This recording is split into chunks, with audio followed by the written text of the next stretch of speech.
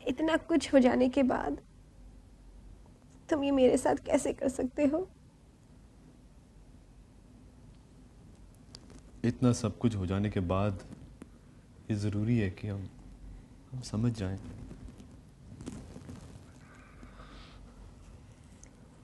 तुम क्या समझते हो?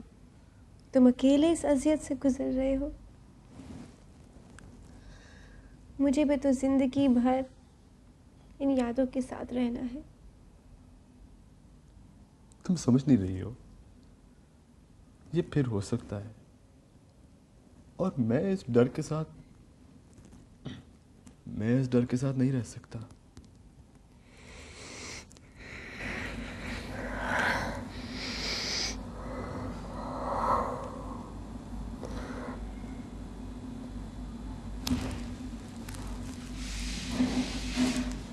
असद,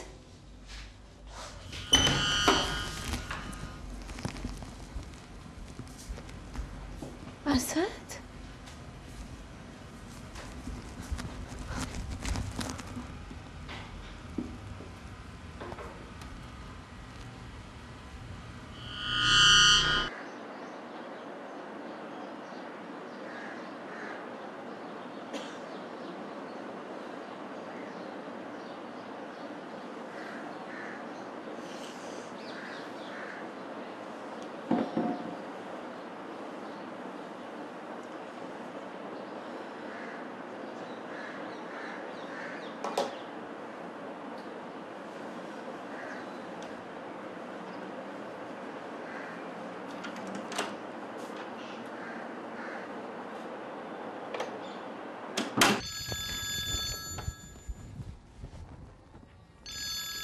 हेलो, अस्सलाम वालेकुम।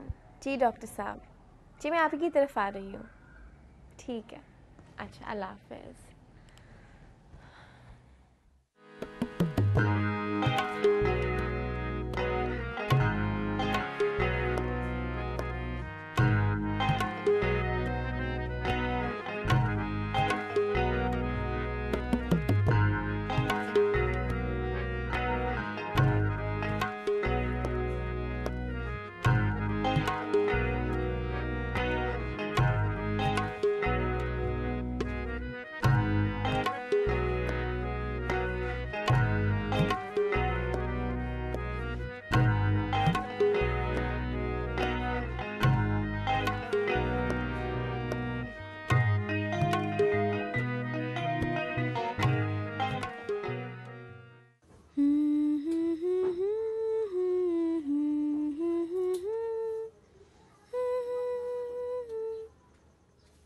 जब तू ठीक हो जाएंगी ना तो मैं तेरे को क्लिफ्टन लेकर जाऊंगी।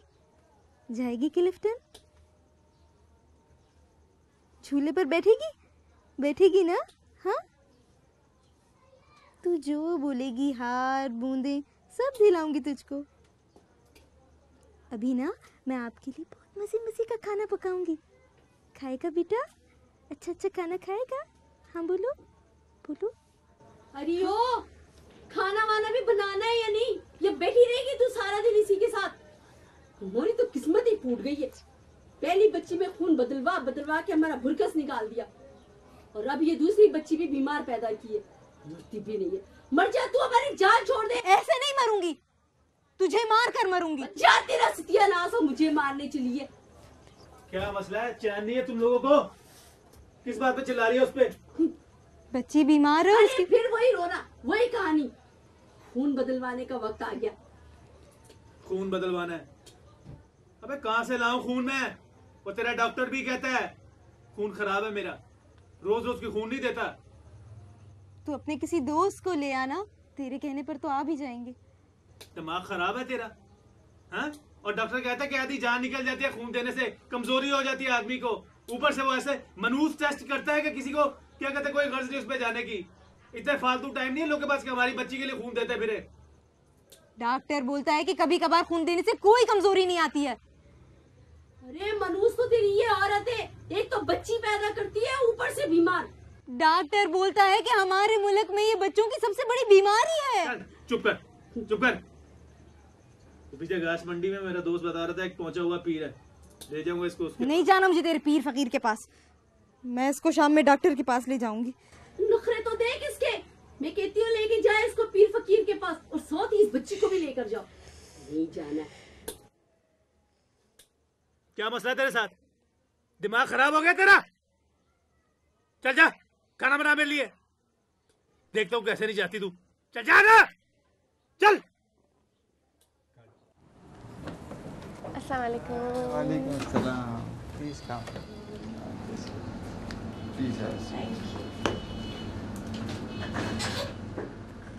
मैं तुम्हारा बहुत बहुत शुक्रिया अदा करना चाहता हूँ, क्योंकि तुम जिस तरह से हमारी इस कैंपेन में मदद कर रही हो, बहुत काबिल सताइश है। थैंक यू डॉक्टर साहब। देखिए मैंने अपने आर्टिकल पे काम तो शुरू कर ही दिया है। हाँ हाँ ज़रूर। मैं तुम्हें कुछ रिटन मटेरियल भी दे दूँगा, तुम्हारे काम आएगा। That will be great. देखिए डॉक्टर साहब, अब ये तो मुझे पता है कि ये बीमारी नावाकिफियत की वजह से होती है और अमीर गरीब दोनों इसका शिकार है। आपसे मुझे कुछ फिगर्स चाहिए। फिगर्स के जहाँ तक ताल्लुक़ है, पाकिस्तान में तकरीबन कोई 1 लाख मरीज़ हैं जो थैलेसीमिया मेजर का शिकार हैं, और तकरीबन कोई 5000 बच्चे हर साल थैलेसीमिया मेजर के साथ पैदा होते हैं। असल में थैलेसीमिया माइनर का जो पेशेंट है उसको तो ये पता ही नहीं चलता है अक्सर कि उसको थैलेसीमिया माइनर की बीमारी है, क्योंकि उसमें खून चढ़ाने की ज़रूरत नहीं पड़ती है, इस तरह की कोई चीज़ें नहीं होती हैं। ख़तरनाक सूरत हाल जब पैदा होती है जब 2 थैलेसीमिया माइनर के पेशेंट्स आपस में शादी करें। उसके बाद जो औलाद होती है उनसे, उसमें थैलेसीमिया मेजर के चांसेस 25% होते हैं, विच इज़ वेरी बैड। तो थैलेसीमिया में मुब्तला बच्चे कितने अरसे तक ज़िंदा रह सकते हैं? अगर ट्रीटमेंट ना मिले तो बच्चा कोई 3 साल की मुद्दत में मर जाता है। तो इससे बचाव कैसे मिल सकता है? बीमारी के बारे में वाकफियत और मुकम्मल ट्रीटमेंट से बचाव तो नहीं कह सकते, लेकिन ज़िंदगी की मियाद काफ़ी हद तक बढ़ाई जा सकती है। लेकिन मसला तो ये है कि हमारे यहाँ जाहिल तो जाहिल, पढ़े लिखे हजरात भी इस बीमारी के बारे में कुछ नहीं जानते। इन लोगों में तो मैं भी शामिल हूँ। जब तक मेरी बेटी को थैलेसीमिया मेजर डायग्नोज नहीं हुआ था, मैं तो इसके बारे में कुछ भी नहीं जानती थी। यही वजह है कि हम अपनी इस कैंपेन में अवेयरनेस फैलाने की, लोगों को आगाही देने की कोशिश कर रहे हैं। असल में हमारे मुल्क में तो इतने कवानीन सख्त नहीं हैं, लेकिन बहुत से ममालिक में तो अब ये कानून बन चुका है कि जब एक मर्द और एक औरत आपस में शादी करेंगे तो वो दोनों अपना खून का थैलेसीमिया का टेस्ट करवाएंगे, and if they have thalassaemia minor, उनको इजाज़त नहीं मिलती शादी करने की। और इस तरह के इक़दाम की वजह से इन ममालिक ने अपने यहाँ इस बीमारी को तकरीबन ख़त्म कर दिया। ये तो बहुत ही अच्छी बात है।